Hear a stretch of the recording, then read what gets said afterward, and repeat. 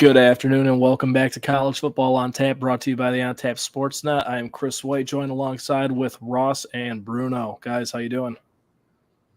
Good, man. How are you? I'm trying to survive. I've got quite the week behind me and still a few days ahead of me. I've got to work all weekend now. All weekend? All weekend, Saturday and Sunday. But good news, it's Christmas time and nobody important is going to be there, so I can kind of just take everything at my own pace and get my shit done and go home whenever I want.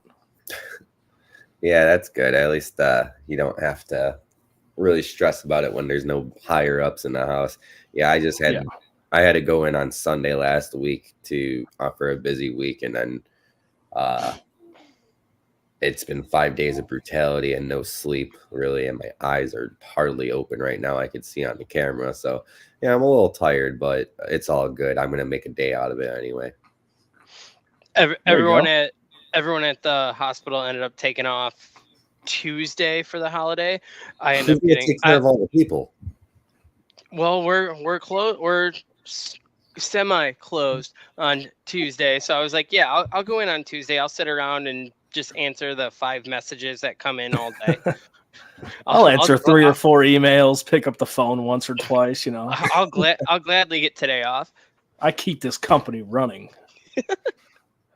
Well, that's good. I'm glad that you're able to enjoy it, and hopefully work's not too bad for you there, Chris. But yeah, so first week of the college football bowl season under wraps here, and we've had 10 games and a lot of probably like 6 really bad games and then 4 good games, I would say.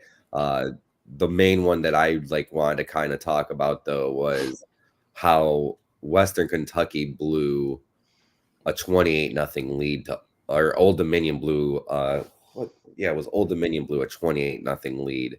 Come on, how do you do that? I don't want to be that guy, but you do it because it's Western Kentucky, and I 100% took Western Kentucky in that game because Wesley's godfather played football at Western Kentucky. His best friend is Tyler Higbee of LA Rams. Well, how come we didn't know that? Thanks for getting him on the show, Ross. Real kind. Yeah, maybe I would have picked Western Kentucky then instead of Old Dominion, which I had that on, and I was like, oh, 28-0, and then I fell asleep, and I woke up, and I'm like, they lost 35 in overtime. How did they lose 38-35 in overtime? What the hell happened here? Let's go Tops. That's what happens when you name your 100-year-old university after a country band. Is that what they did? That's from my sources. That's what I'm hearing. I'm the only one that got that joke, so I'm sorry, Chris.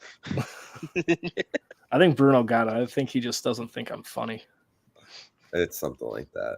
Whatever. It's the holidays. Everyone has to be funny. You got to laugh and smile. Fat Zach, what's up, buddy? Ross, big company guy. Yep. Company guy answering them emails. Make sure you stick around, Zach. We want to see your top 5 favorite Christmas songs as well. Anybody who's watching right now, we're going to end the show with our top 5 favorite Christmas songs. So if you want to include yours in there, just in case we have some that we kind of forget on our own, I'm sure we might cover all the bases here with it, but add into the comments. We want to see what those all have. I don't know, guys. I'm a little obscure. I got a weird 5, but they all mean something. You know what I found out years ago totally on accident? We used to play roller hockey up at this park in Oak Lawn, and we had a Boxing Day tournament. There was like 20 of us out there. It was awesome. And I accidentally stumbled upon Weezer Holiday Radio on Pandora when people still use Pandora. And it awoke in me to like Jimmy Eat World and Weezer and like all these bands with Christmas music. I'm like, this is fucking awesome.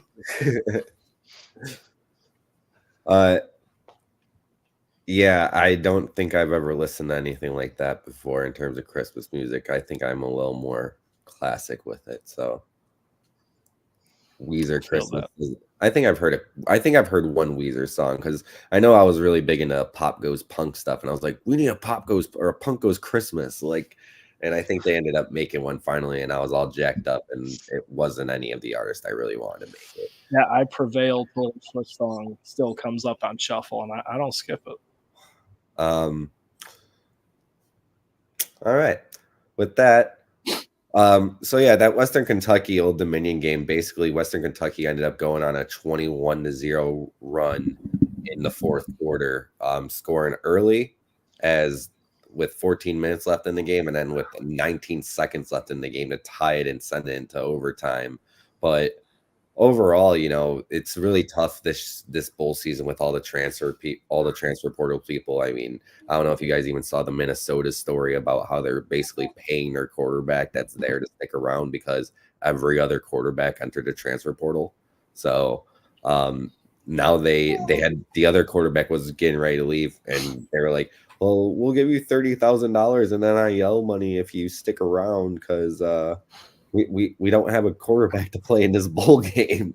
Nope, that's a good deal. Yeah, so now coming into the game to play quarterback, the backup third string punter. No, right. Imagine being like a fucking 3-star quarterback, and you're like, well, I'm never gonna play, but I'll get some free college, have fun for 4 or 5 years, maybe get to come in a few blowout games, or maybe someone gets hurt, and then you're like, holy shit, $30,000, fuck yeah, let's go. $30,000 also to play in a bowl game. So it's just like, there you go. It's on national TV at least once in his life. Come on now. Yeah, absolutely. But yeah, and in a 52-3 massacre, the quarterback throws 6 interceptions, but got paid $30,000 to do it. Honestly, 7 for 29, 6 interceptions, 38 total yards of offense. Almost completed as many passes to the other team.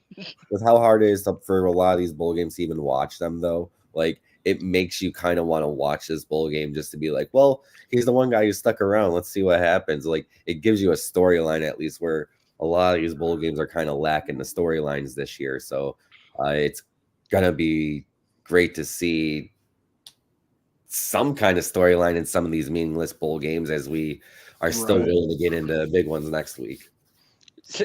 Briefly, because we were on the topic of NIL, did you see the Arch Manning Brock Purdy comparison? Because that made me laugh. I did. Oh yeah, he made like $3 million, and Brock Purdy made like $875 or something like that. Yeah, I think one's a backup at Texas, and the other one's potentially an NFL MVP this year. That's fucking wild. Yeah, that's some luck that any NFL organization besides the Bears would end up having. So, like, if he ends up like, I think personally, the 49ers are, biased. I think they're going to win the Super Bowl. I really don't think there's anyone on their level. Brock Purdy probably will win the MVP as long as there's no hiccups with Tyreek sitting out a game. And Dak what he should do? Folding on, what was that, Sunday night?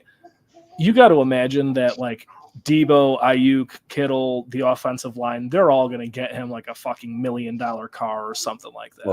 Oh, yeah. They'll take care of him. And you know what they should do is this coming Monday when they're playing, they should just avoid Christian McCaffrey at all costs just to make sure that Brock Purdy wins. So kind of solidifies himself a bit. Give the ball to Debo Samuel and George Kittle, and we'll have a good night. And that's all we got to do. That would work out for fantasy too, so I'm all about that. Have you ever seen the guy on TikTok like that weekly does like the weekly quarterback room? And like when Brock Purdy took over last year, he's like making fun of Baker Mayfield, everything, and he pretends to be Brock Purdy. He's like, I'm just happy to be here. A White Castle worker could throw for 390 yards in this offense. I think I know who you're talking about. Is that the bust of the week guy? Yeah. I don't know if he ever. I don't remember him ever having breakout games in college football, like to the point where he's having in the NFL. Like I don't remember his games ever being like, oh wow, that's pretty crazy. What a stat line! Like Brock Purdy. Wow, you're gonna remember that name in years to come. Yeah, I guess when it's you're a small market too. Yeah. Imagine being second to fucking Iowa. Like, come on now. Well, I mean, I did pay a lot of attention to him because before this season, I loved betting Iowa State before I put him on the shit list for all the freaking losses they gave me early on in the season. And then when I bet it against them, they started covering and winning games out of nowhere. I hate them. I hate the Big 12. Well, Joe Amato's a Hawkeye guy, so I like to root for the Cyclones whenever they're on. Well, I mean, especially, I with Iowa in offense, you don't really hear anything. So the fact that Iowa State actually had a dude on the other side this whole time, then we never heard anything. Yeah, true. Purdy will get his money, though. If you're a 49ers and don't win the Super Bowl this year, do you trade CMC for picks and get ready to pay Purdy? J&J Car Breaks, that's Jason, who's on every so often, my buddy from work. Okay. Yeah. I don't think you ever trade Christian McCaffrey unless you're the fucking Panthers. No.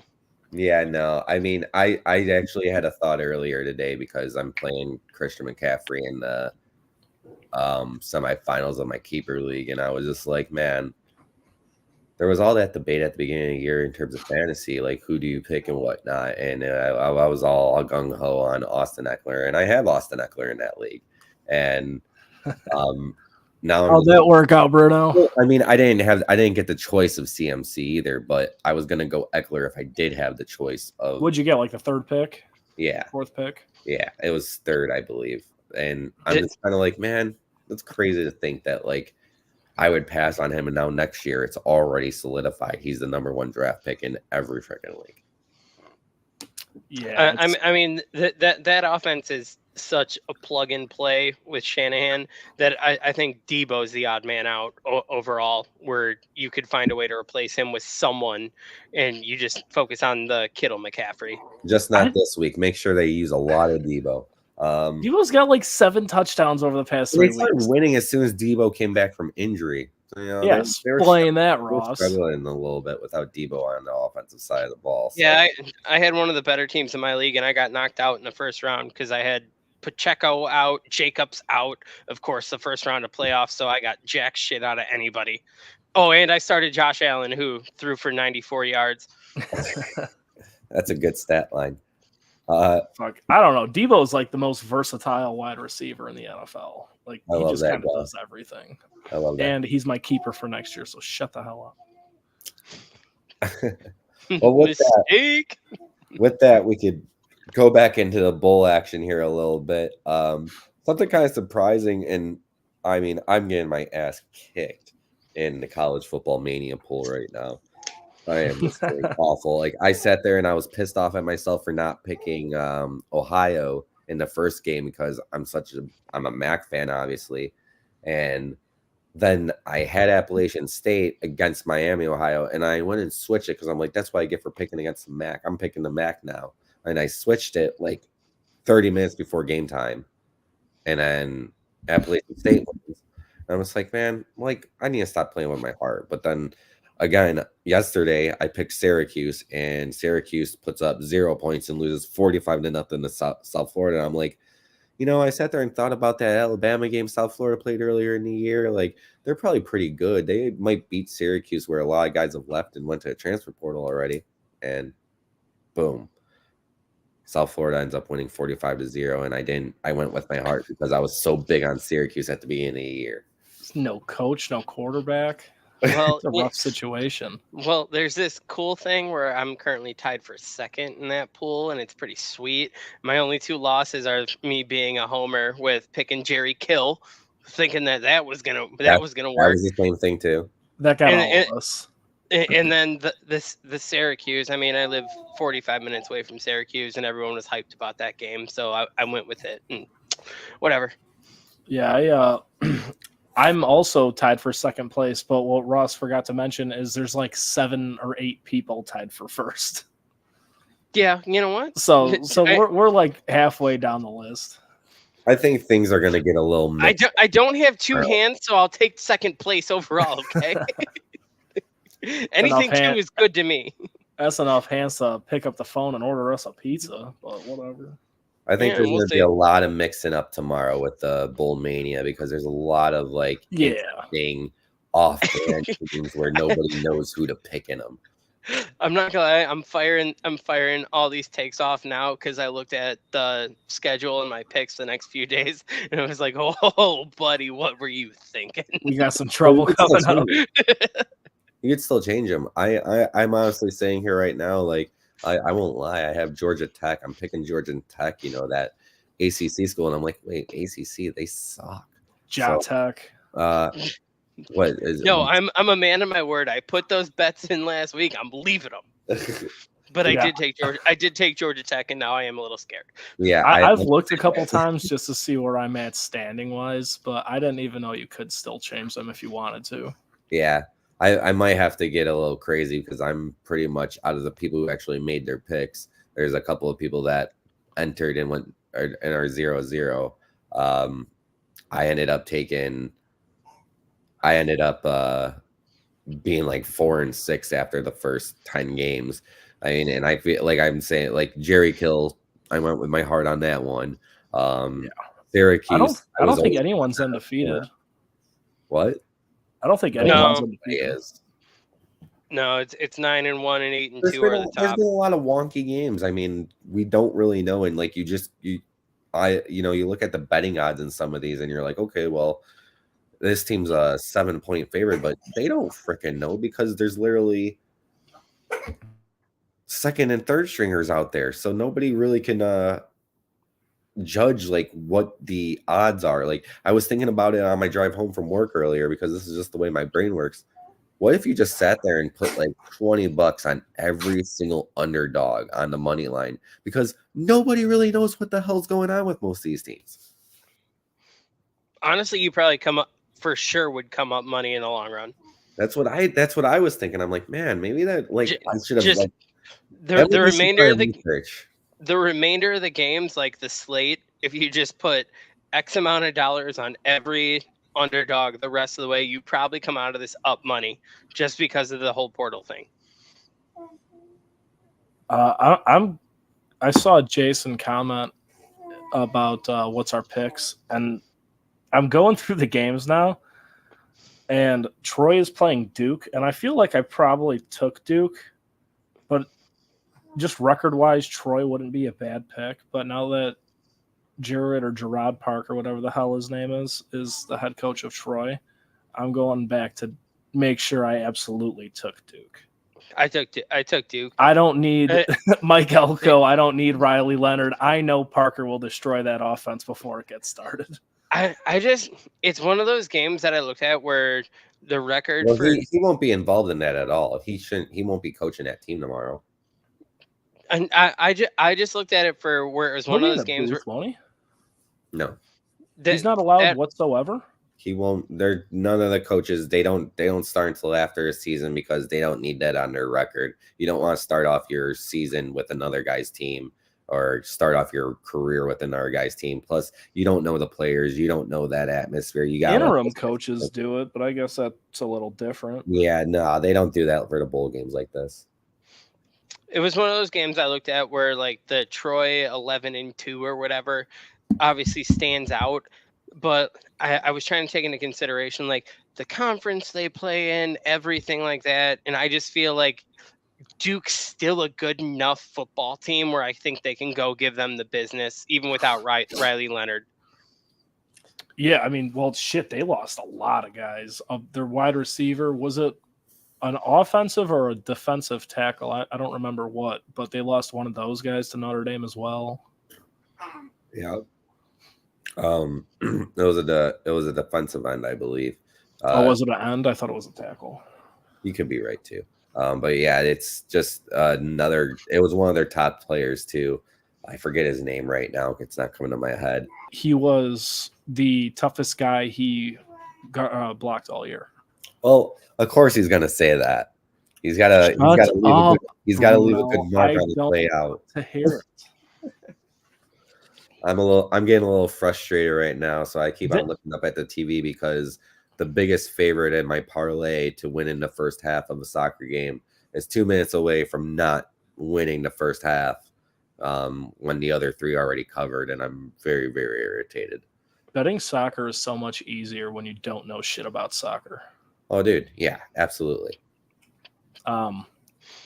Okay, really quick though, that fucking Duke game, the trenches the entire time, wild. You cannot convince me otherwise that game was won strictly or lost in the trenches. Are you talking about Duke Notre Dame? Duke Notre Dame, yeah. Okay, not fucking stop. It was. I was. Well, yeah, I mean, estimate. That was what's his fucking name? Cross, I think. I forget his first name. He had the forced fumble, the game-winning sack. He had like 11 total tackles. It was a good one. I remember Bailey and my children had to leave the garage because I was yelling at the TV too much. That's why I'm glad I don't have kids yet, because I always yell at the TV. I think it was last Sunday when I was sitting in here and like I obviously had to go to work, so I was in a bad mood too, and I woke up to watch the Bears game just to watch them blow it, and I just I had a water bottle on the table, I smacked that, and I'm like, fuck, why the fuck did I even wake up for this? Now I gotta take a 2-hour fucking nap for work. Like, you know? Fucking Eric's IKEA tables. Did you see what table this laptop is on right now? I was watching that game. Did you see that text thread that went viral where the one guy's like texting his buddy, the Cleveland fan versus the Bears fan, and he's like, "Congrats, dude," and he's like, "Don't do this." No, you've got it. It's pouring rain. Statistically impossible for the Bears to lose. And his next response is, "I fucking hate you." You cannot. For one, I mean, all right. For 1 second, you could blame Mooney because it was literally like cradled. But I have one hand so and I would fast. catch that ball. But what a punt though. I mean, did you see him kick it? That was good. Well, what's his name? Shaquem Griffin. Yeah. Yeah. Well, that Griffin guy played out the NFL. there. Solid. You got a peanut punch? Here we go. Oh shit. Also, for the comments, best bowl game to get on tomorrow, I'm picking the NIU by 1 billion because rest in peace, we lost Mission today. Oh no, really? I did not see that. Yeah, Mission won. The mascot from when you and I were there until a couple years ago. Yeah. Mission 1 passed away last night. So, oh, well, rest in peace, Mission. Well, then NIU is going to come out hard tomorrow and get the win for Mission. At least they better in the Camellia Bowl. Yeah, I honestly, there's 2 games that I'm circling tomorrow, but that's because we're also, we're all from here, from Illinois. Ross lives in New York, but spent a long part of his life here in Illinois, like 27 years. Yeah, so it's not that long.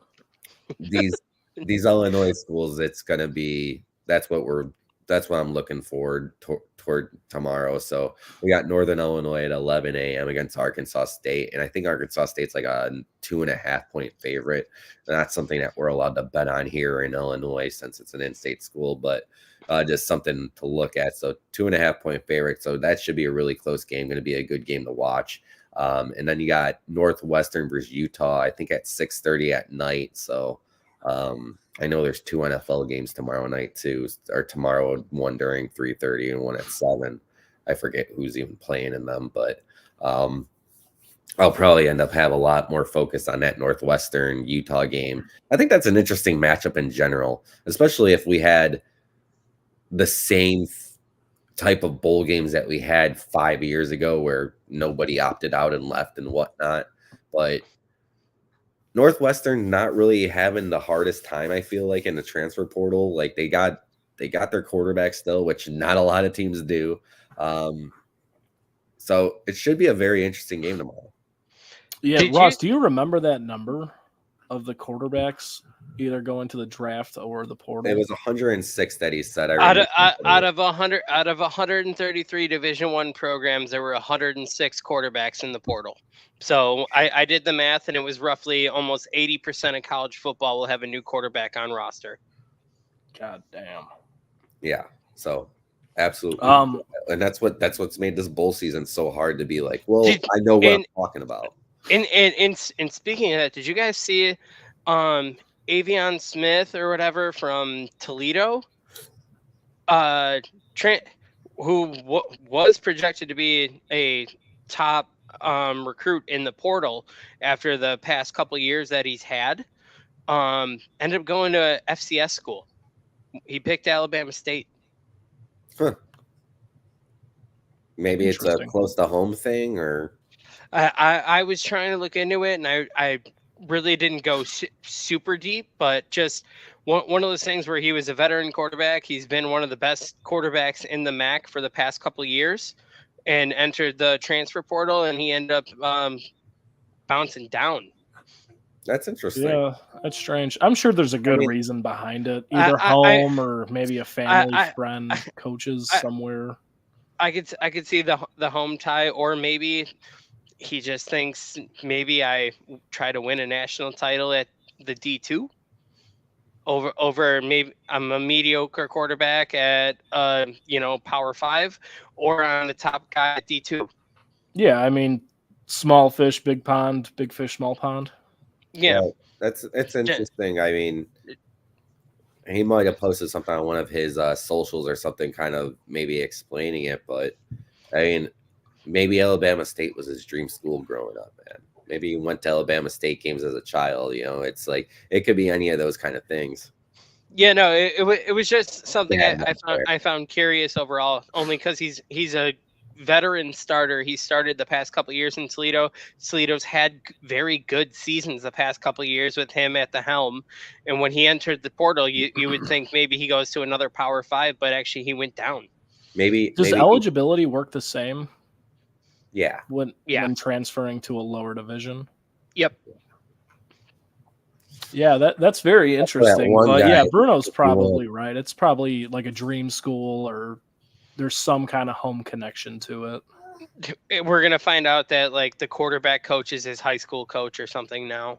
Right. A family friend, or maybe an uncle or a neighbor or something just took over the quarterback coaching spot, or the offensive coordinator.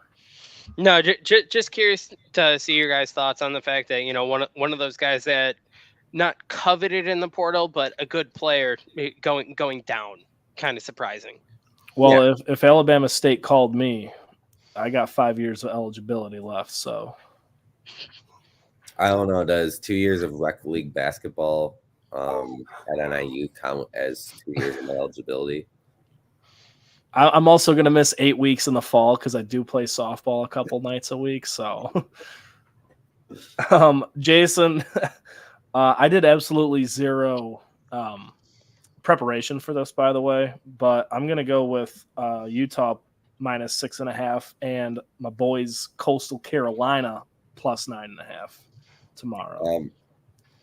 That's very rude of you to pick against Northwestern like that when they're going to come out and just find a way to beat Utah in a beautiful 20-17 finish.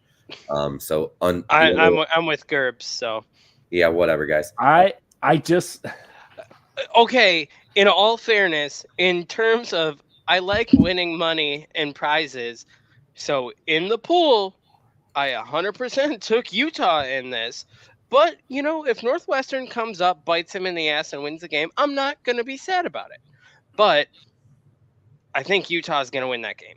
I think Utah's defense is solid enough to where Northwestern's not going to put up a lot of points, but Utah's not going to put up a lot of points either.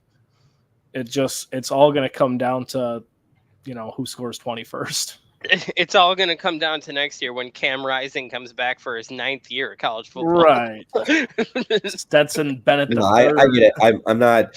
Okay, but Stetson Bennett doesn't even have a record of ever graduating from Georgia. Yeah, he has no fucking degree. That is wild. Imagine going to school for 8 years. He left Georgia at 26. And there's no official record that he actually graduated. That shit's wild. Imagine at least they can show hard.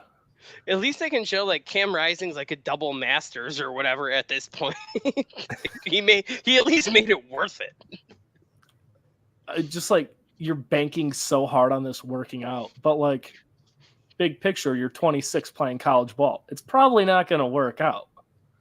Yeah, but it could. It could. Is he I on the watched that Rams movie, still? The Did he get Rookie, cut? and he was like 36. I'm pretty sure the Rams sent him to rehab. Oh. Wait, who? He made the opening day roster, and after like a week, they put him on non-football. Johnny Manziel's ass. They put him on the non-football whatever. He's still part of the team, but after all the rumors, we won't go too deep, but after all the rumors, I believe they got him help. Wait, who are we talking about? It completely went over my head. Stetson Bennett. Oh. Fucking keep up, would you? Yeah, him. He made the depth chart as number 2, but that's what I thought. He made the depth chart behind Stafford as number 2, and within like 2 weeks they put him on the non-football injury whatever, and then he's been a ghost since. Which the only thing I could think is that, because that was a rumored problem for a very long time. Or he's checking out retirement homes. Probably hey, he's not. still on the roster, still getting paid. Good for him. 8 years I at Georgia, guess. no degree. He at least paid off his school dues. Yeah. Is a Georgia degree worth that much? Oh yeah, sure. I mean, it's like there's a fine line between like Northwestern and Notre Dame and Miami and USC. There's this giant gray area here. Like, Yeah, I do they don't fall in there? I don't know. In terms of spreads for tomorrow, just kind of looking at it, I'm all over the Dukes tomorrow. James Madison -2 playing Air Force. Air Force was a good team to start the year. I think they were 7-0, and now Air raid. they finished 8-4. Completely fell apart. Like they fell apart against Army, didn't they? Yeah, they lost like 20-0 against Army, and it was just like, what the fuck? You guys were ranked, and we were talking about you being in the non-conference team, and now we got freaking what? No, we got Liberty, or no, we got Tulane. It's Tulane. Who was it? Who's in the for what? New Year's 6 is Liberty. Yeah. It's Liberty. Yeah. Okay. Yeah. I'm like going through my head. But yeah, we were talking about Air Force to get in, and then I'm like, yeah, I can't wait for this. And then I was sitting at BJ McMahon's, and I had them have the Air Force Army game on, and here we fucking are. I was just like, Jesus, what's happening? They can't do anything right. See, you guys have a kid that enters the show. Well, I'm gonna have a dog that enters the show. Turner. I had to lock Kobe up because he's a barker. That door's still closed, and I can occasionally hear him back and forth snoring. So you're talking about Wesley, right? Yeah. Okay. I've never met a 3-year-old that snores. Oh, dude, my son snores like a madman. Oh yeah, dude, I've heard. He's almost 3, but like it's kind of fucked up, honestly. Like, oh yeah, no, you can hear him sawing logs. He's so hard in there when he's out. Fucking turning up the radio on a road trip, like Jesus, kid back there, fucking sleeping, sitting up and shit. No, it's literally when I drive him back to his mom's house, like Sunday nights. Half the time he passes out in the car, and I know it because you'll just start hearing in the back, like Jesus. Not even a rhythm, just his like wild ass. You sound like your grandfather and your great grandfather. It's like Thanksgiving, and there's 5 generations of dudes just snoring around a football game. Yep. That's pretty much me every Sunday afternoon now because my sleep schedule is so messed up. Like I can't stay up through the 3 o'clock games anymore on Sunday because I'm so tired from the work week on top of trying to party or do stuff in general, not party, but live life. Brother, you've just hit that spot for all of us, even the dads, where the witching hour is real. Yeah, I make it through the noon games, and then literally second quarter of the 3:00 games, I fall asleep. And if I don't, then I am not watching Sunday Night Football. So if I really want to watch a Sunday Night Football game, I got to take a nap in the afternoon and be like, I hope these games suck. I'm usually pretty good for like the 3:00 slate. Fall asleep somewhere around the second quarter, sleep through halftime, and then catch like the beginning of the fourth. And then we'll turn off the TV after the 3:00 slate or red zone, and we'll watch Christmas movies, and I'll throw the night game on my laptop, kind of in and out of it. Yeah, so you do this. You do the same dad routine I do, where or Halloween movies, in October. The witching hour, you need to take advantage of that nap because otherwise the night ain't gonna work. The dog somehow just changed something on my screen and everything moved over, and I'm like, get out of here! What are you doing? How did you do that? Man, this fucking episode has zero structure. No, not at all. Well, hey, look, literally, just look at the title, and it all makes sense. It's a holiday episode, boys. Just go with it. Well, I honestly, the reason why we named it this is because we're all Notre Dame fans, and Notre Dame got a new offensive coordinator today, and we haven't even mentioned it yet. We did because we're not homers. Look at us. Look at us. Until we made it 37 minutes before we became homers. Look at that. Yeah, so Notre Dame getting a new offensive coordinator, old coach in general. I think this is going to be his third stint with us now. I think it's his third stint. Yeah, so new offensive coordinator, Denbach from LSU. He went over to LSU with Brian Kelly. Obviously, Brian Kelly leaving Notre Dame, and now Denbach coming over to take over the role, which is awesome to see. Gerbs all year was calling for Gerard Parker. We already called him out today, so at least we got through that. But I never miss an opportunity. Different offensive coordinator, which we definitely needed. And this past season, LSU was the number 1 ranked offense in all college football, and him being part of that.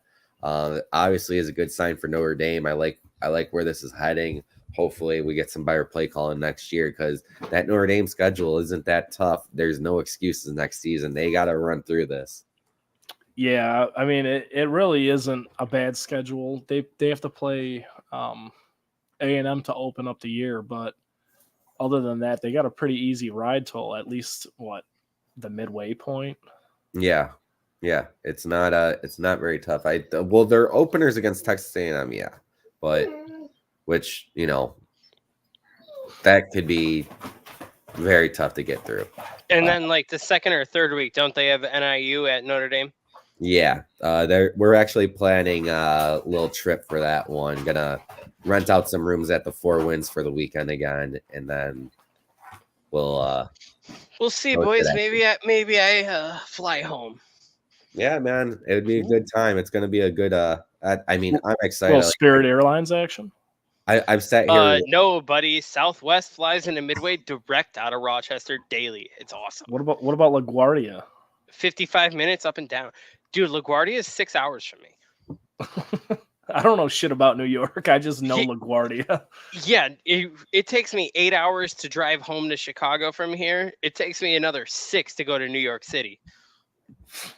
You're kind of just in the. Are you a part? Are you like Western New York, like Buffalo?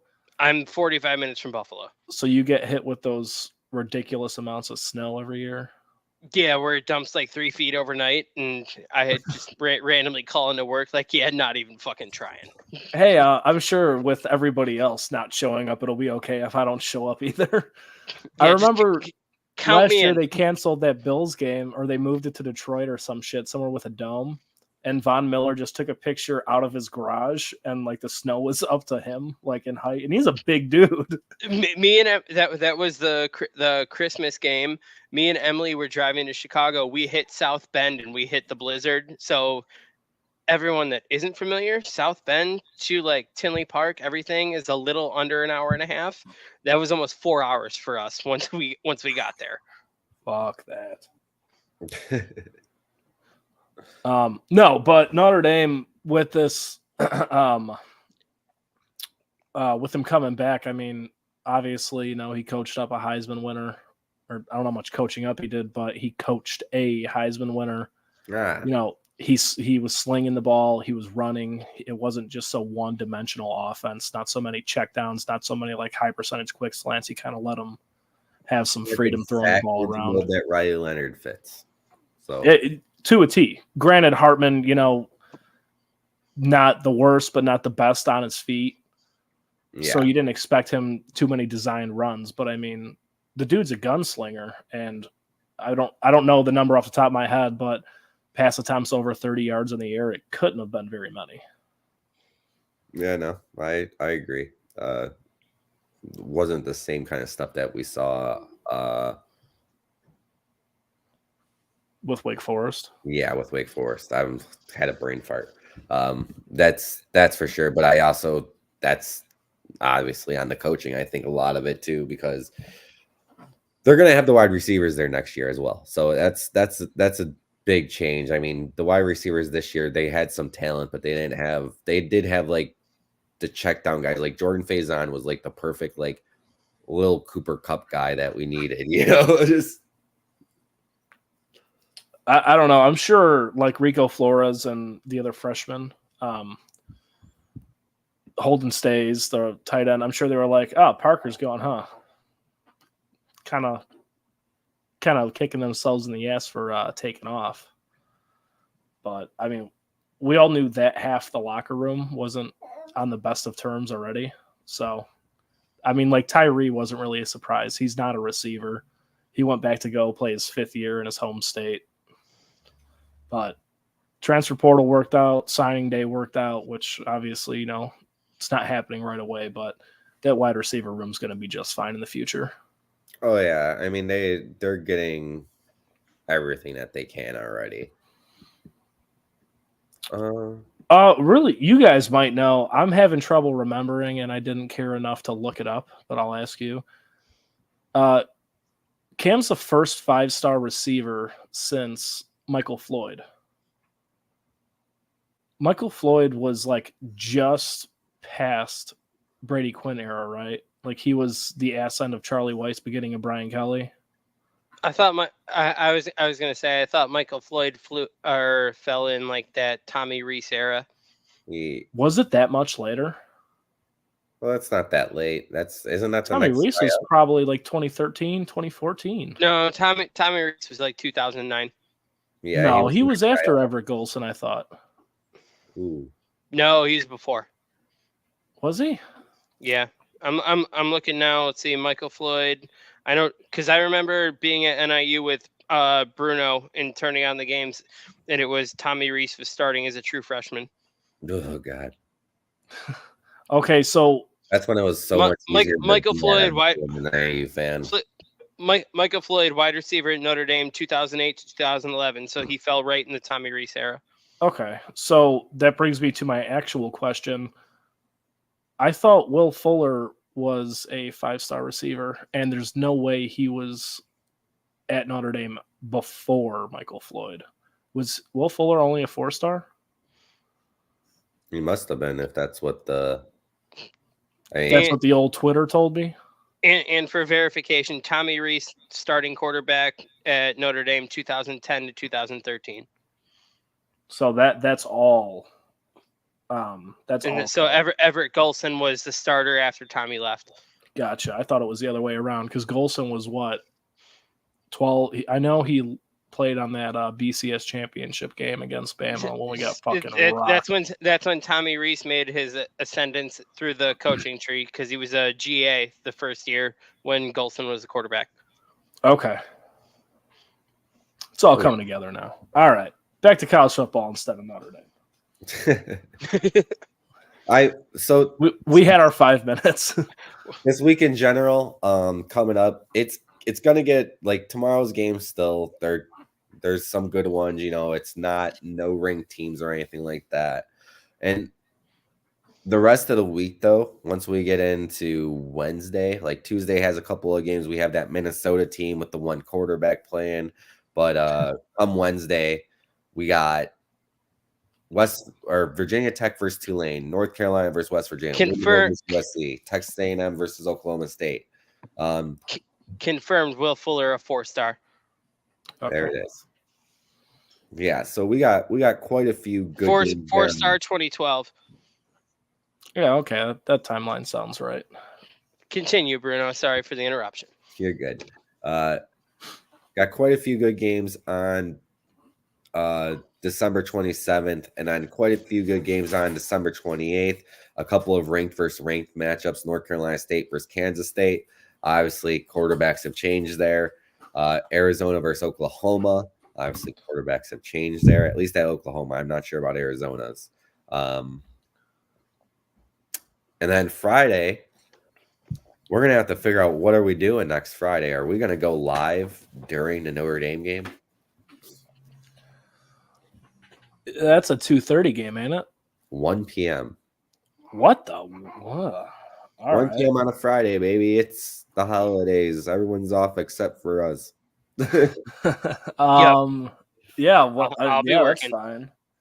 To be honest, I'm not incredibly interested in this game. Oregon State has kind of just been tore down to absolutely nothing. That's fine. Notre Dame will find a way to lose, but Yeah, because if Notre Dame loses, then I'm gonna start being in a very interesting mood. So did we ever figure out, was it Oklahoma State or Oregon State last year? Because I still think it was Oklahoma State. I just can't remember. Turner State? yeah. They When they were up they like lost to fucking. Oregon State. It was Oregon State? Yeah. I still don't believe you. They were up like 3.5 scores. And Or I mean, Oklahoma State. No, it was Oregon State because they played Oklahoma State last year, didn't they? that's what I'm saying. Yeah, they played Oklahoma State last year and they won. The year before they lost, and that was Oregon State, I thought. No, didn't they blow a lead to? I thought that was Oregon State they blew the lead to. I don't know. It doesn't matter. Notre Dame will do it again. States that start with a letter O, we're black and orange, and our states instead They're of all the same. universities. They're all the same. They're all the same. Cute puppy. I completely agree.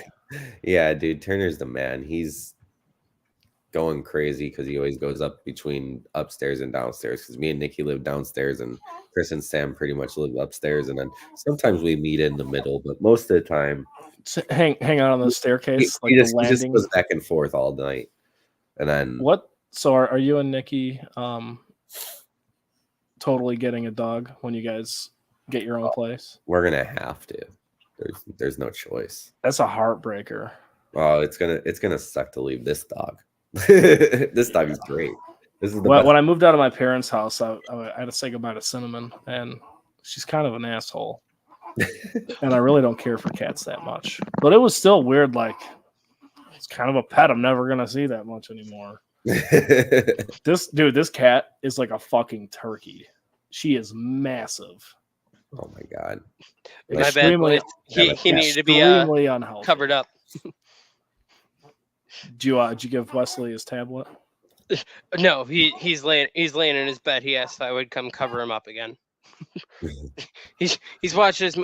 He'll chill for like another 30 minutes in his bed after his nap. He just wants to be covered up, so I had to go tuck him in. Huh. How about that? Jackson's a little delayed on speech, so I just get yelled at in nonsense and mumbles. Well, you deserve to be yelled at. No. Okay, buddy. No, I have the kid that's obsessed with construction vehicles, and I'll be like, "Oh, I like that tractor," and he'll look at me and be like, "No, Dad, it's a front end loader. It's a fucking backhoe, Dad." Okay. Literally. All right. So yeah, with that, very good slate to look forward to, and I guess we'll be live during the Notre Dame game next week, which should be interesting to see how we're reacting to that, especially myself, because I will be very upset with a Notre Dame loss still. I'm probably going to get a little bit more entwined with the betting this week. I feel like after watching 1 week of college football bowl games, I'm like, yeah, I'm ready to bet on this stuff this week. And so I'm going to throw some bets in tomorrow. enjoy them. Not that I should be betting after, probably another. I just lost the one parlay because Aston Villa couldn't score. I'm probably going to lose another parlay now. And I'm like, that's why I worked all this overtime this week. Bowl game or not, you stay away from the Big 12, all right? Yeah, I'm not betting the Big 12. So yeah, we'll look forward to that, kind of keep going. Main thing going on this week, we had the National Signing Day period. Came very uneventful. Pretty much just the standard operation, not too many flips. I believe that we had the number one quarterback in the on National Signing Day actually went to Nebraska, which I find interesting. Nebraska obviously not being prominent since we were in the 90s, late 2000s. I think they went to a national championship at some point in the 2000s. But Nebraska was always a big time school. I remember growing up, and I know my family lives in Nebraska. They're always big Nebraska fans. And then probably over the last decade plus, they've been 6-6 almost every year, it seems like. So for them to finally get a recruit like this, I think they might have had another one. I think that Tino Martinez that was there for a while, he was a top recruit. But Nebraska needs to do something, especially if you're going to compete in the Big Ten. So this is a big get for them. Yeah, I mean, I don't know where the kid's from or if he has any ties to the facility or if he was a fan or whatever. But I know if I was in his shoes, there are two coaches I want to play for right now. One is Matt Rule and the other is Eli Drinkwitz. So, I mean, both players, coaches, both genius football minds. Matt Rule just seems like, I know I tweeted before that there was some bullshit list made by somebody on Twitter of most likable and hateable coaches, and Matt Rule was like number 12, and I'm like, that's like fucking Cornhusker Santa Claus right there. Everybody loves Matt Rule.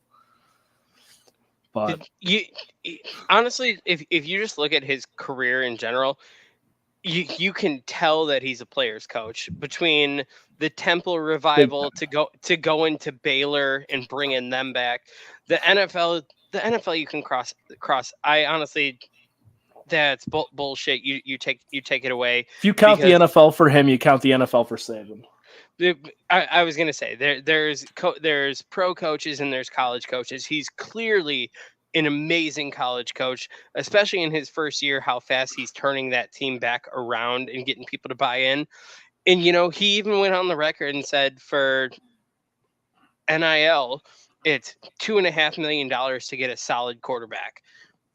I would love to see what Dylan Raiola's NIL is going to be. Nebraska threw that money out. They have the alumni base from the 90s, everything. That alumni base throughout. Here's a blank check. What's it going to take to get him? Because you're the guy. We just need you to get your guy. And guess what? He got him. So I'm not going to be surprised to see a quick turn. The whole NIL thing is great for the players, name, image, likeness. I've been saying for several years how much I cannot stand the NCAA. Bunch of old cranky white men just needing to have their own way. But this is kind of the first year we've really experienced how it's handling transfers and signees and whatnot. Yeah. And I'm kind of hating it now. I mean, honestly, I'm a traditionalist. Like, it kind of the same way I feel about Christmas. There's a lot of things I want to do the same way that I don't want things to change. Like, and that doesn't mean anything about my political views, people. I don't want people to jump on me. But happy holidays. But oh god, here it's a festive pine. Here we go. No, but I've always been a traditionalist. Like, I want to do certain things with my family on Christmas. I want college football to remain the same. I don't want flippity floppity in baseball. I don't want 17 rule changes that happen every year in baseball now. Like, bigger bases and pitch clock. Yeah. Well, yeah, I saw again, like, they moved the pitch clock to 18 seconds now. I'm like, what the fuck? What was it last year? 20. So I'm like, now you're just like, okay, we're gonna save 2 more seconds now, like, and change everyone's approach. Like, We're stop. gonna save a minute per game. Yeah, like it's getting ridiculous. But I've always been like a traditionalist with things like this, and it's like that's like it sucks watching. Like it sucks these bowl games are not as entertaining as they could be because we don't know how to bet on them. I don't know how to talk about them because we've really never seen these guys play. Is the betting aspect where the is that teaming up with a traditional meeting of it? Like, are you just like, I can't bet, so let's go back to the old way? No, not really. No, I'm just saying in general. Like, I mean, I do remember you were one of the first people against USC and UCLA opting to go to the Big Ten because you. And I was like, no, this is great. USC playing in Penn State or Ohio or Michigan in November, October, like it's gonna be fun. And now, like it's making sense now that it's all coming to fruition. Why it was probably not the best idea. Yeah, but no, I will have your back 110% on that as far as you being a definite minority against thousands of voices all over the internet and our friends and everybody loving it, including myself. Yeah, I'm just not for it. It just sit right. I'm for it for, when we were at NIU, I lived with the football team and was close to them. And I know one thing that kind of pissed them off is like if we played the classic, everyone's favorite, the NCAA football, you'd go on play NIU and it would say like number 84, long snapper. Well, that's my cousin Brian. Brian knows that's Brian. Brian doesn't see a dime. We know who that is. Like you can look at the roster, it's exactly played out that way. And initially when they did their settlement, most of those guys got like $500 out of that deal. And it's like, but this game makes this company millions of dollars a year. It was the best game ever. Exactly. But like from the player standpoint, it's like it's no bullshit. Like I know who that is because that's me. It's listed as my position, everything. Well, like, but if you guys remember, I don't remember if NCAA 14 did it, but I remember when they still made March Madness games, that they would do like name generators just so you didn't have to see like number 8 on your screen. Yeah. Mm-hmm. But you would do a season, and like one game your center would be like Ogier, and then the next game of your season, your continued storied season, your center would be Barron. And I was like, okay, hold the fuck up. Yeah, at least have to keep the consistency there. I don't remember that portion of it. But well, like my thing this with is the shit that keeps me awake at night. When I hear Sloan crying through the door, and I was like, Bailey, not get Sloan up. crying through the door. Bailey, wake up. The baby needs you. And I am thinking about fucking March Madness 09. No, I think they just need to find a way to balance it out and put limitations. Like my favorite example to use for NIL deals is, I don't know if you guys remember the quarterback at LSU before Jaden Daniels, Max Johnson. No. Or it wasn't Max Johnson. There was another kid that signed an NIL deal with a local company, and they paid him like $100,000. Brian Kelly came in, and the kid fell to number 3 on the depth chart because obviously with the transfer portal, everything, the kid retired from college football. Like on the day, was just like, nope, I'm done. Still got the money. Not going to go get my ass kicked in practice and never see the field. But like signs the NIL for the $100,000, whatever, and within 48 hours finds out he's number 3 on the depth chart, announces his retirement from football, still got the money. Like there's protocols and things I think need to be put in place to like guard that kind of thing. Because I think, but I mean, with these NIL deals, like the dude from what's his name, DeColdis Crawford, he's like a DB for Nebraska, I think. Yep.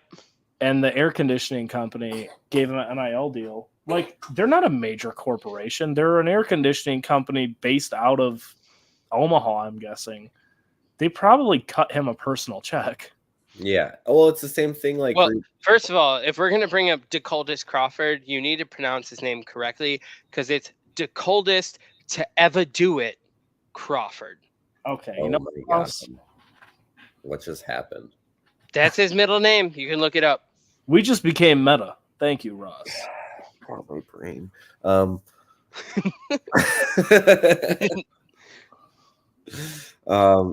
Well, I did have a thought, but that's gone now. You fucked Bruno's brain up. Are you happy? If you go, I swear to God, if you go onto his page I on believe Nebraska football, I believe you. it's literally TOEVADOIT middle name. To Okay. ever do it. While we're talking about this, isn't there Oklahoma quarterback commit named General Booty? He's the backup. He's already there. Where did Happy Gilmore go to golf? He's been there for 2 years, and he has an underwear line as NIL. Is General Booty gonna play the bowl game? No, Dylan Gabriel. I doubt it. I hope we see some General Booty. Did you guys ever watch How I Met Your Mother? Now in golf, yep, that's there. So you know how they do, like, we have a major problem. Yep. With fucking General Booty. He literally has an underwear line, like NIL deal. Oh man. Nice.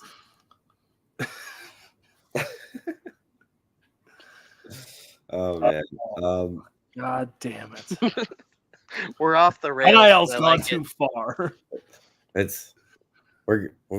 Are we all having? I don't even have eggnog. I do have eggnog, but I mean, I feel like we've been sipping on the eggnog a little bit here. What are you drinking there, Chris? I know you got a glass there. What are you drinking? Oh, you already know. He's got a little nip going. I see Di Serono. Di Serono and water. Nice, dude. You should talk to Eric about that. He throws it all night and hates it because it's heavy. He told me, let me know. I'll get you some. Yeah. Because like end of the month or whatever, you guys do like your broken bottle deals or. Yeah, well, they did it today, and these guys are savages when you open up that page. That's what Dominic told me. I told him, like, when I had the college football party in the beginning of the year, I was like, hey, get me like 90 high noons. He's like, okay. And he came back, he's like, I couldn't. I tried. No. I mean, it's not that hard. Like I always could grab like a bunch of high noons easily. But here, hold on. Let me show you this. Yeah, fucking these. I've been doing amaretto sours lately, but they are fucking sticky, and it is hard to balance the simple syrup and the lemon juice and Glenfiddich. So, got this for $17. What's that in a liquor store? It's 15-year. So it's a Scotch. What's that cost in a liquor store? It was like $67. Nice. It was something. I know. James got a bottle in 1942 that me and his great uncle just fucking demolished at. I saw bottles of that coming out of the cage today, and I was like, "Oh, should I go grab cash really quick?" And then I just didn't do it. I have a bottle upstairs, but it's like a rosé 1942 or some shit. I don't know the difference. I haven't tried it, but like I just feel like I'm not gonna like it as much, so I just don't touch it. I remember last year for Christmas, I was trying to find my godfather a bottle of Blanton's, and I was searching everywhere, high and low out here. Couldn't find it. Mentioned it to Emily's dad. Emily's dad's like, "Oh, come to the basement with me." Dude's got like 4 bottles of Blanton's just sitting on on his whiskey shelf. That's awesome. All right, Ross, where are you from in Illinois before you went east? Tinley Park. Okay, so you know all about Brewbakers. Yes. All right, so I bounced there for a little while. And obviously, if you're from the area, you know about the coveted basement and the trapdoor behind the bar and stuff. Mm-hmm. They don't have anything fancy because it's a 5 a.m. bar. But you walk down, there's like system shelving, and it's like bottles galore. I mean, we're talking like 15 bottles of Tito's, 15 bottles of Absolute, 15 bottles of like Smirnoff, and then 15 bottles of like whatever their shitty well vodka is. And then it's the same thing with rum. You have Bacardi, Captain, and then their shitty, well rum. And I was like, God damn, where am I right now? And another thing, not alcoholic wise, that basement must have been built in the fucking 18th century because I broke like 4 light bulbs with my head. Just walking down there when I was like, I'd occasionally bar back or whatever. But yeah, it was like I walked down there and I was like, what the shit is this? I've been to my fair share of bars. I've been behind a few bars and I've never seen anything like this. So it's essentially like that meme where it's a little kid. Wow, it's the land of make believe. It's like fucking a callback from last week, like Jingle All the Way when he goes to like that Santa Claus fucking black market toy the Santa Claus sweatshop. And there's just like all these jank ass toys everywhere. And it's like, I don't know how to pronounce that word, but that's probably a $9 bottle of vodka. It's okay. I bought Wesley these light up race cars from China, and it says race car on it, but it's the stickers say RCAE. The stickers are misspelled race. I've gotten a few hockey jerseys from China, and none of them were misspelled, but they don't look the best. All right, boys. Are we going to move I don't even know what the fuck we were talking about. Are we going to move into what everyone really wants to know? And that's the top 5 Christmas songs for each of us. Well, first, let's break down this college football bowl mania pool that we have. Bowl mania pool. You want to talk about me? Because I'm in second. Well, actually, who we want to? So am I, dickhead. Actually, who we want to talk about is Uncle George and Ricky. Ricky's uncle, Uncle George. So George and we're talking about Ricky, right? Yeah, Ricky Krapowitz. So Ricky Krapowitz is one of my buddies on my bowling team. He's buddies with Chris White here. But we bowl on Friday nights together. So literally when I get off this, me and Nikki go have dinner. And then I head to the bowling alley to go bowl with Ricky. Well, his Uncle George subs for us. And his Uncle George is actually subbing for us tonight. And he was around last week. And Uncle George ended up joining in the pool as well. So Uncle George and Ricky, I don't know if they copied each other. They're both the same family. So, but they're both 9-1 to start. So the 2 9-1s, we didn't mention before. We kind of sat here and thought about it because we didn't know what the rules and regulations was in terms of prizes and whatnot. Just going to put it out there now. There might be a little bit of college basketball coming your way, and you might have to look out for a March Madness thing coming from me and Chris and On Tap here shortly. But we didn't know what we could do with this. So me and Chris are going to put a little bit of money together for the top 3, get you a little gift here. We have an idea of what we want to give, but we're going to wait until we get to the top 3, and we'll send out something once we get the winners there. But right now we got George and Ricky. So 2 people on my bowling team. I could literally just get them bowling towels and they'll be happy. And get them a nice new oil. Then we could get into you, Ross. You're 8-2, but so is a lot of other people. We got 6 people at 8-2, including my fiance Nikki. We got Ron Anderson, a good friend of mine. Jeff Norris, a person I work with. We got Fat Zach there at 8-2. And then what up, Fat Zach? Well, okay. Uncle George made 2 lineups now. What are you doing, Uncle George? So Uncle George again. He's fucking playing the system. Uncle George again with his second, this time 8-2. So he didn't make many changes. I'm actually 7-3. I thought I was 8-2. You know what's really interesting here? I just noticed. It's because I checked the facts prior to this, so I was just letting you speak into existence what you thought you had. So you know what, Ross? You're done with you. Done with you. Okay, on the bright side, though, we're both over 500, unlike the other person on this podcast. Let's talk about all these people in the middle of the pack who watch zero college football ahead of 4 and 6 Bruno. Look at Nick. Look at Nick Nat. He did not make his first 3 picks. He missed his first 3 games, but he's 7-0. Guy's a monster. Now doesn't count. Wipe it. We don't go by win percentage here. Oh man. No, I'm looking for total game. I'm looking for total games bet. That's what counts. 8-2, Tony Marchese, the 8-2, 7-3. What? 4 and 6. Tony Marchese is 6-4, and I am. He has told me, but I'm also fairly confident, just guessing, that he probably hasn't watched a college football game, like not on in the background, like ever put one on purposely in, I don't know, let's say a decade, just for fun. I'll get confirmation. Yeah, he doesn't much care for it, so it's just not his jam. I know he watches every single Blackhawks game go. That guy's on it.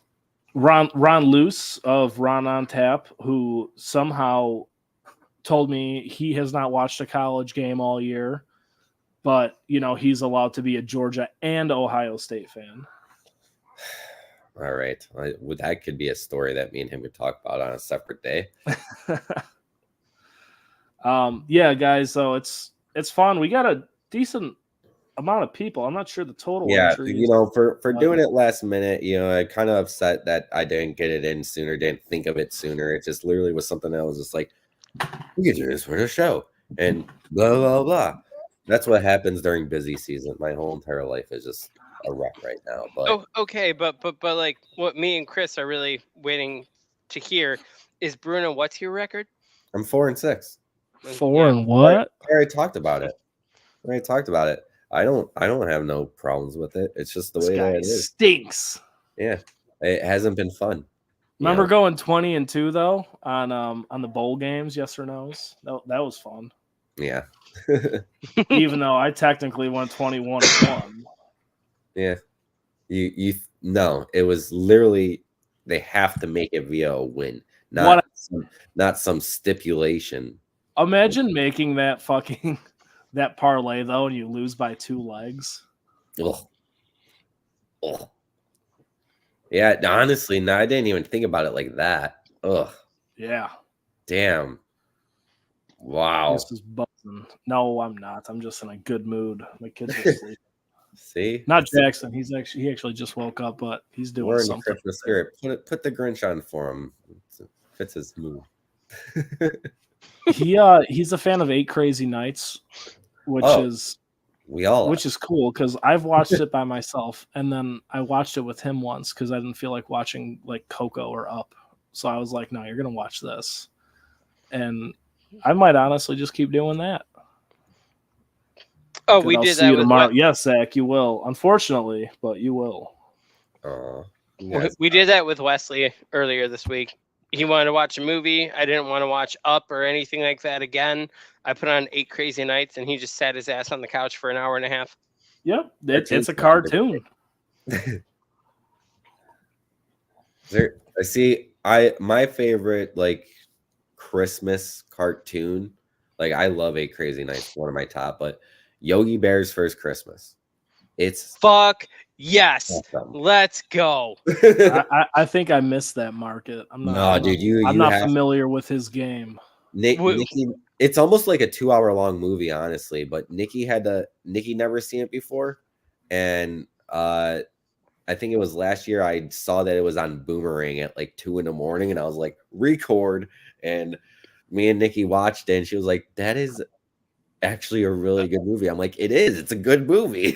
Like, you guys remember those? Like, I'm so happy you said that because me and Wesley literally bought it off Amazon Prime last night and watched it together. that was our night when we came home. I was trying to go through like, what do I remember when I was like not exactly his age, but like the early years.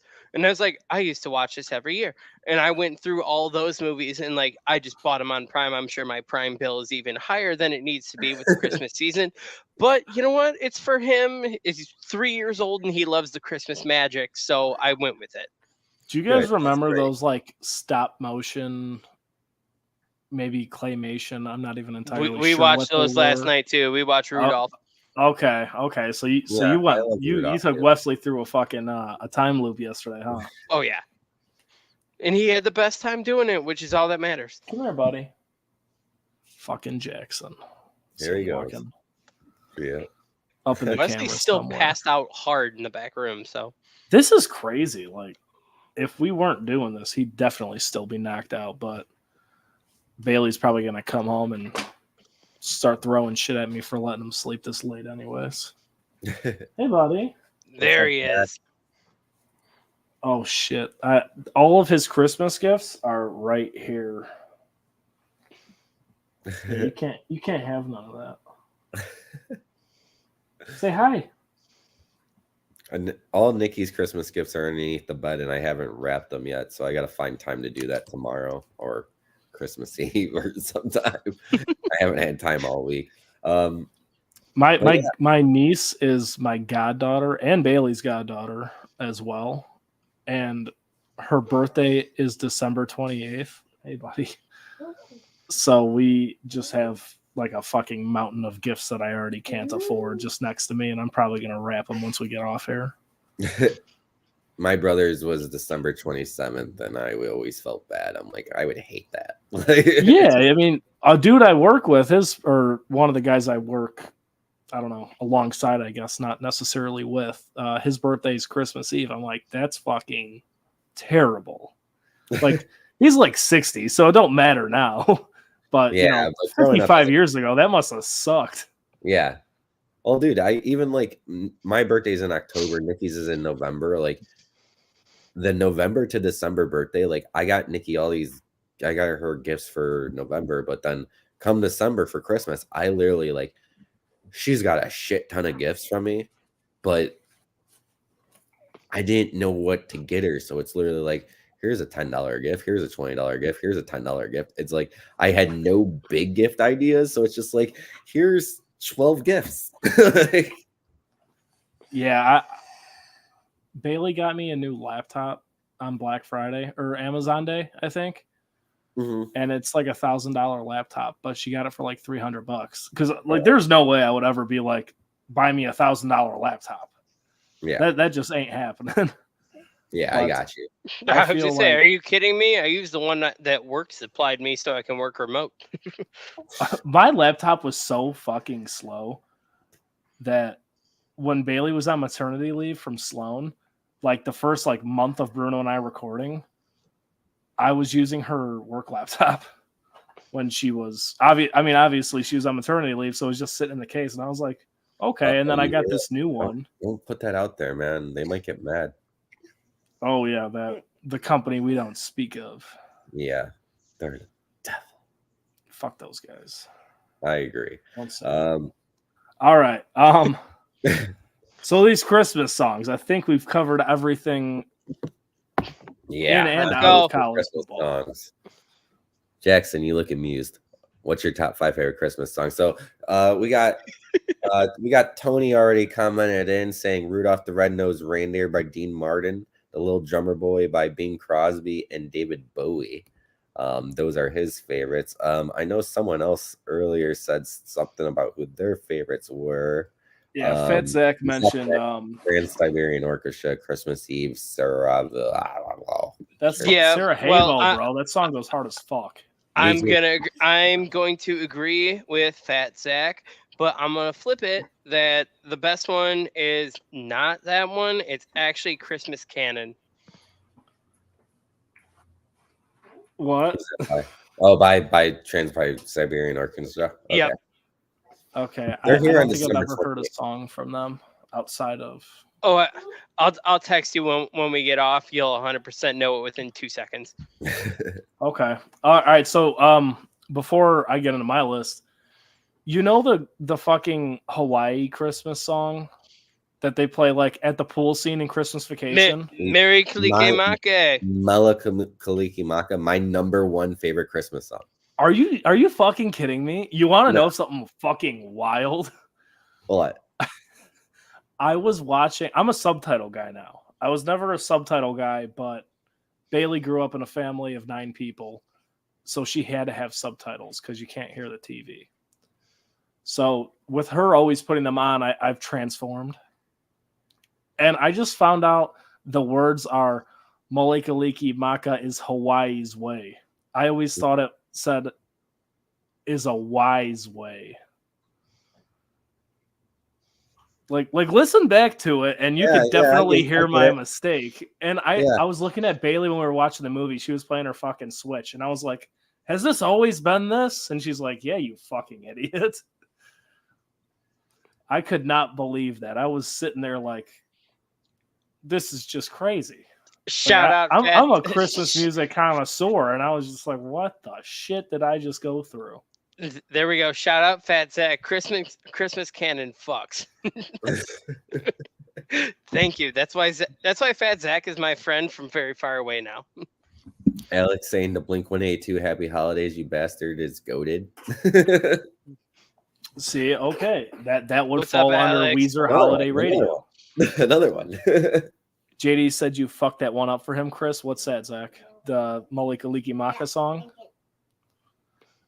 Yeah, that's also crazy that it's your number one, though. Oh, yeah. Oh, so, like, I'm a big, I mean, I don't know if you know, but I'm a big, holy shit.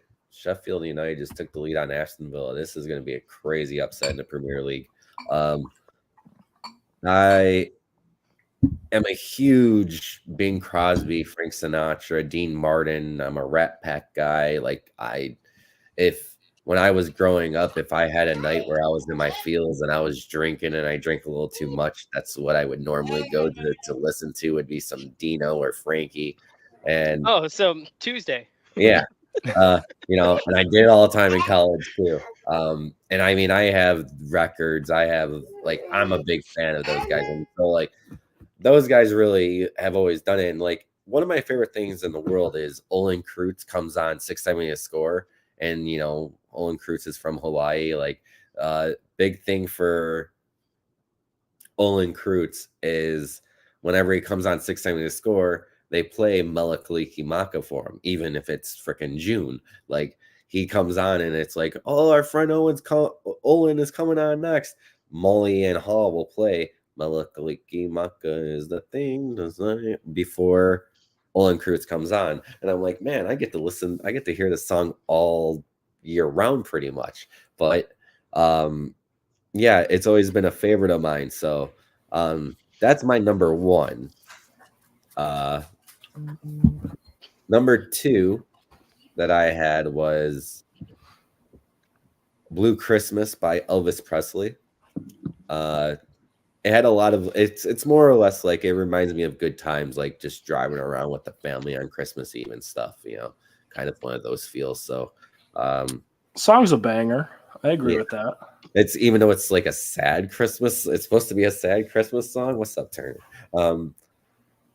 Blue Christmas is way up there for me. Number 3 is White Christmas, the Bing Crosby version. So my second Bing Crosby song on the list. My favorite movie I said last week is White Christmas. Obviously the song White Christmas is in the movie White Christmas. And it's always been a big one for me. Big White Christmas guy. I like Elvis Presley's version too. Number 4, Dominic the Donkey. Get the fuck out of here. Oh, dude. Emily's last name is Francesca. So, like, you gotta have Dominic the Italian Donkey. Yeah, it's great. We would just pump money into touch tunes at the bar this time of year. Pre-kids and everybody, being like full-fledged adults. And Dominic just sitting there with like a fucking pouty face, like I fucking hate this song. Like, we know, Dom, that's why we're playing it. Me and him talked about it at work. I told him, I'm like, yeah, absolutely designed. He was like, get the fuck out of here. And I'm like, no, Dominic the Donkey's up there for me. It's an enjoyable song. It's hilarious. It's great. Clickety click. But Dominic the Donkey by Lou Monte, and then number 5, Santa Claus is Back in Town by Elvis Presley. So 2 Bing Crosby's, 2 Elvis Presley songs. Just once again, like, you know, just the way that song starts, and you get that Elvis, you get that full on Elvis from the beginning, and it's like, yeah, this is great. I love this. All right, Ross, where you at? All right, so number 1, my favorite newer Christmas song, and by newer, I'm talking we're going early 90s, but it is the queen of Christmas, Darlene Love. Wow, that's not Mariah Carey. With the E Street Band from Home Alone 2, Alone on Christmas. I love Darlene Love. I don't know if you guys are familiar, but it's the song that's playing when he shows up in New York. He's riding in the cab across the Jefferson Bridge or whatever. Absolute banger. E Street Band and Clarence going nuts in the background with the saxophone. What I posted a video the other day on Facebook. Wesley going nuts. Listen to it. It's my favorite. It's a combination. You get Bruce Springsteen in there. You get Darlene Love. Great song. Second, really quick. Last week we talked movies without you, and Bruno and I both left Home Alone off of our list, and I rewatched them this week because Fat Zach had. Did you really? Yeah, I watched. Because Fat Zach had mentioned that they were his favorite, and I was watching. I was like, "Damn, it's a pretty good quality movie," but the first one starts pretty fucking slow. The second one, though, is an all-time. It's a fucking banger. Home Alone 2, you got fucking Tim Curry, you got young Rob Schneider, Macaulay Culkin, you got the mob cop from The Sopranos. Have you guys ever watched the Netflix specials, the movies that made us? If you have not watched, there's a specific episode on Home Alone, and it's as they're filming.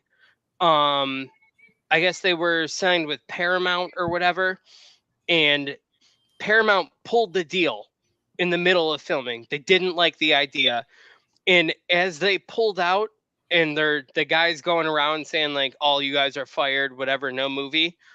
Like 2 seconds later, a representative from Fox would walk in the room and be like, "Don't stop shit. Just keep going." And like this guy would trail the Paramount rep through all the offices of the producers, everything. And as they break the news, like, "You're all fired. This movie's scrapped." The Fox guy would pop in like 30 seconds later and be like, "He's a fucking liar. We already bought the movie, so just keep going. You still have funding. Please continue." Yeah. Like, what emotional whiplash that must be. Yeah, no. So apparently, like, because John Hughes, like the famous John Hughes, was the director for it. And apparently he had a backup plan the whole time for this idea where they were going to scrap it outright from Paramount. And then Fox stepped in, bought the rights. We're like, "We love what you're doing. So whatever he just said, ignore it. Keep working." John Hughes is out here finding these snakes in the grass. That's awesome. But I need your thoughts because I talked to Fat Zach at work a little bit. I'm not asking for your favorite. But if you could only ever watch one of them again, would it be the first or second Home Alone? It's going to be 2. Bruno? So, I watched Home Alone 1 on Tuesday just because, like, the way work has been and how long the hours have been and how many days in a row I've been there and all this shit. I needed to do something for myself before I went to bed. So I was like, let's watch Home Alone. Let's watch a Christmas movie for myself. And then I sat there and I went back and forth. I was like, should I watch Home Alone 1 or should I watch Home Alone 2? Because I'm kind of like, Home Alone 2 is better. It's just Home Alone 2 it's an anomaly because it doesn't happen. It like you normally get the second movie and you're kind of like, well, what the fuck?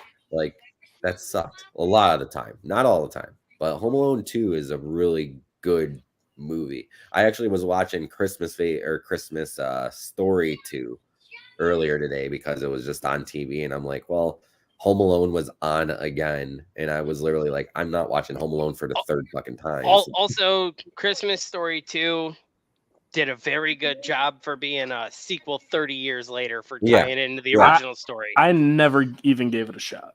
It's actually pretty good, but I cry at the end every time. Yeah, Not to spoil, they tie it in very, very well. But Home no, Home Alone 2 is a walk-off grand slam. Yeah, Zach, I feel that. I'm gonna say Home Alone 2.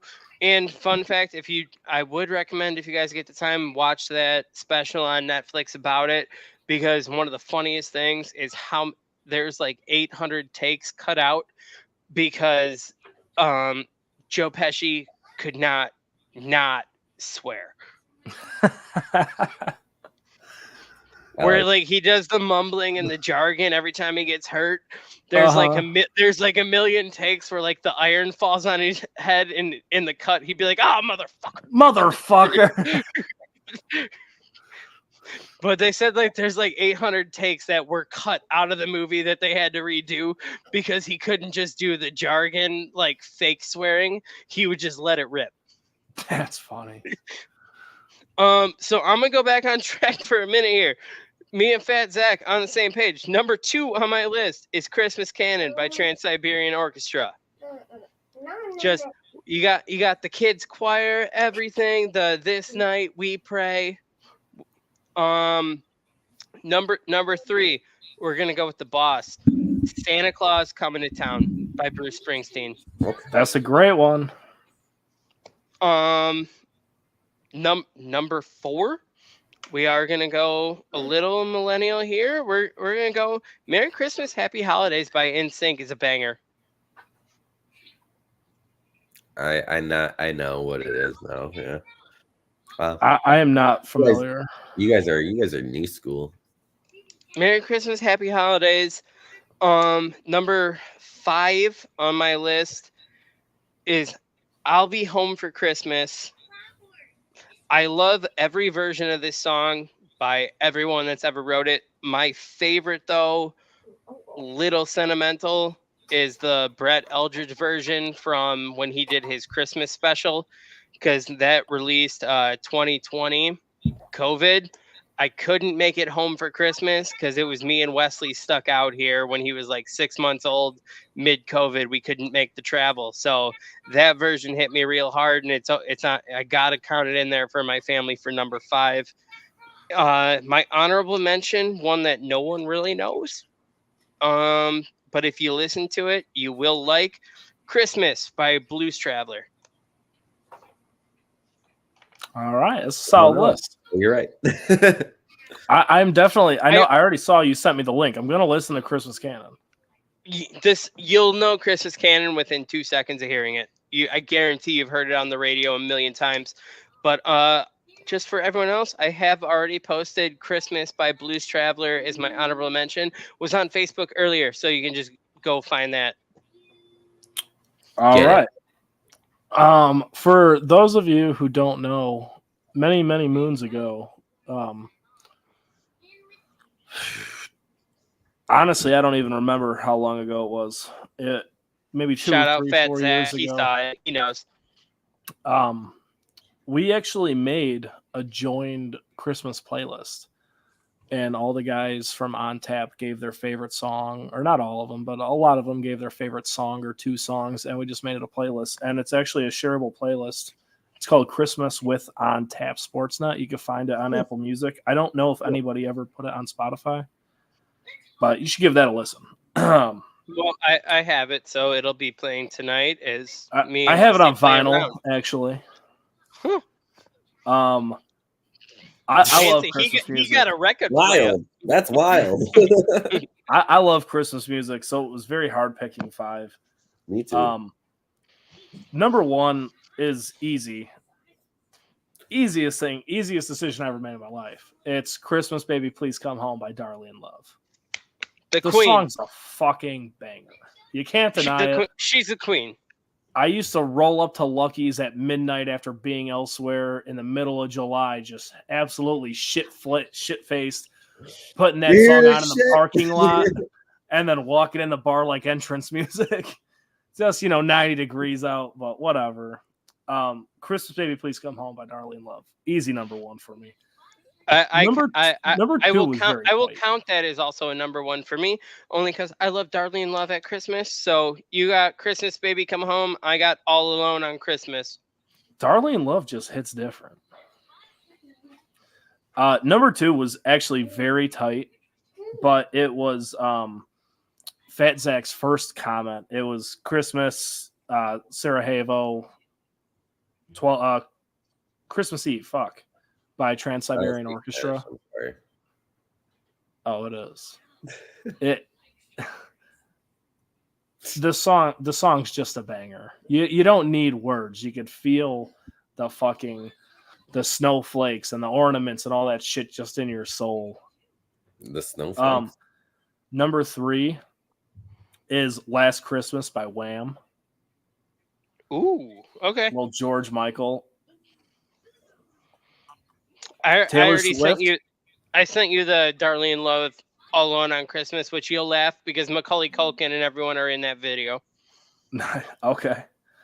Number three is Last Christmas by Wham, but Taylor Swift covered it within recent years. I don't know. Within the past decade. I know what you're talking about. It's a banger. I'm a newly found Swiftie. I'm starting to enjoy her music.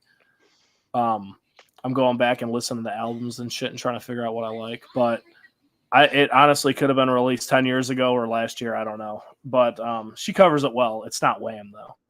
Are you going to go to Harvard and take the Taylor Swift class? I didn't know that was a thing, but Harvard would be lucky to have me. I am unfortunately going to turn them down, though.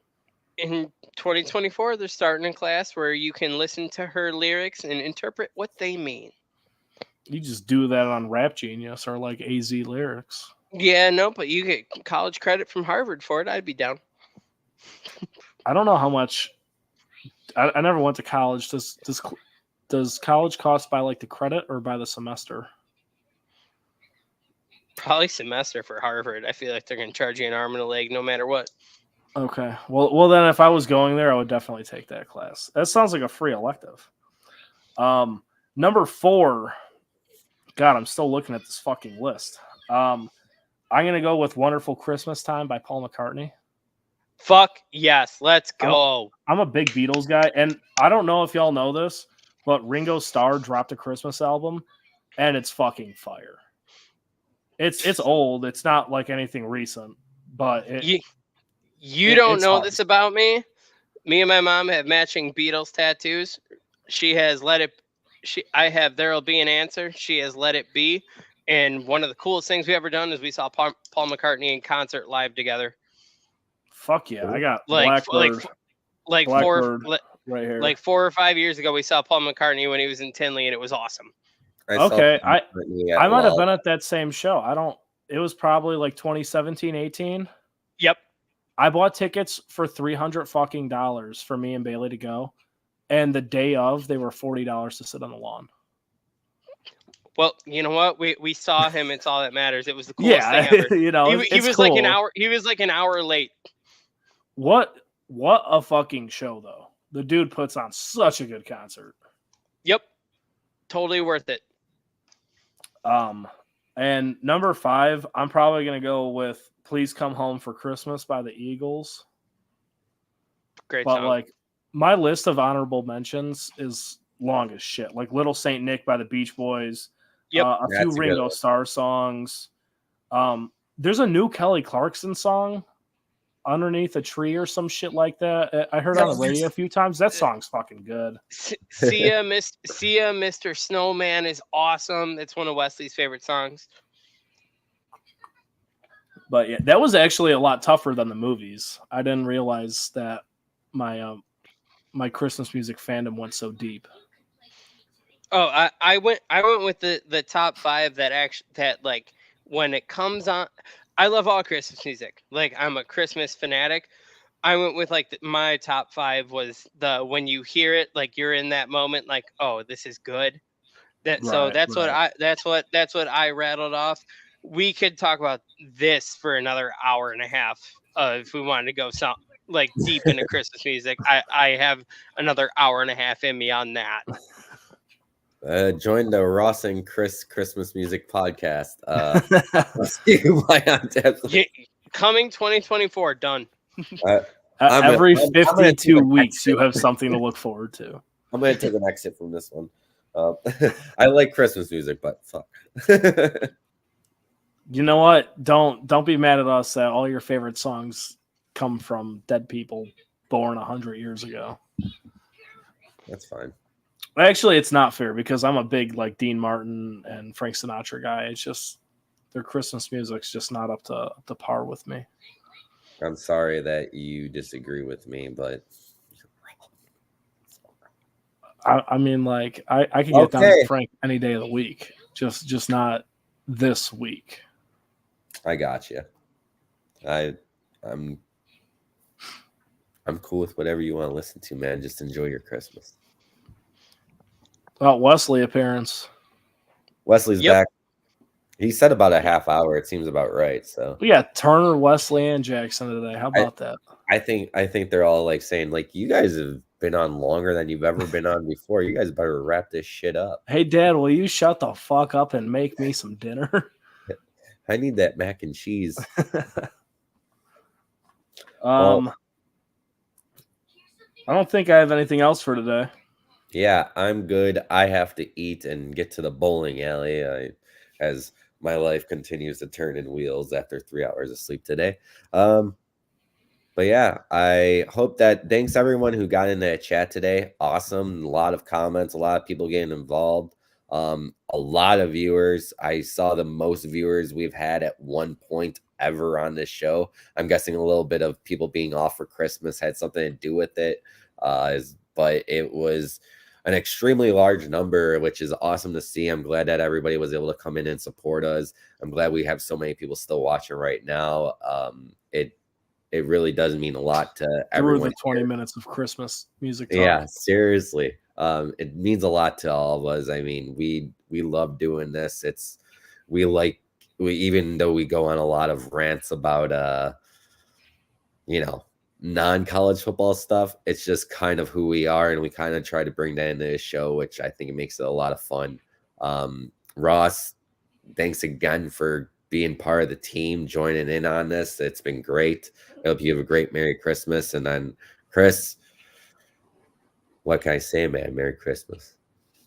Merry Christmas, buddy. I really fast before we sign off here, I just noticed that nobody said fuck Brian Ferentz today, so I'm just gonna throw that out there really quick. But Merry Christmas, fuck Brian Ferentz. Come on the show, you coward. Where are you? Yeah, no, seriously though, Merry Christmas, everybody. We appreciate the comments. Please stay, with us. Engage in our Twitter. Our personal handles are right by our names and scrolling on the bottom of your screens.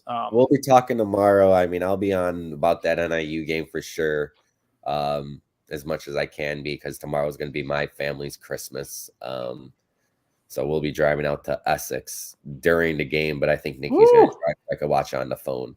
And we're like, yeah, let's go Huskers. But yeah.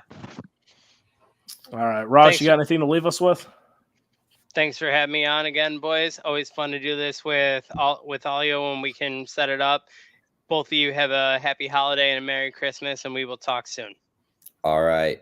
Perfect way to end it. So yeah, once again, thanks everyone. It's been a fun show. We'll be back again maybe during a live Notre Dame game. Crazy. But Merry Christmas all. Have a good week. All right, guys. Merry Christmas. Have a great weekend.